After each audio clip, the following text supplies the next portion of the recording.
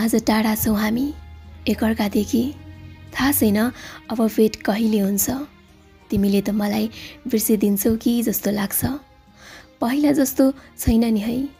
पहिला घन्टौँसम्म कुरा गर्दा पनि सुनाउनलाई केही हुन्थेन, तर अहिले सुनाउनलाई धेरै कुराहरू छन् अनि समय निकै थोरै। यति थोरै समयमा म तिमीलाई कसरी बुझाउँ कि ममा के बितिरहेछ भनेर।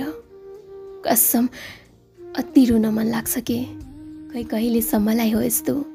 मिल्ने भए भए अलग भएर बस्नुपर्ने जति सबै समय स्किप गरिदिन्थे अनि सँगै हुने समयलाई मात्र पज गरेर राख्थे।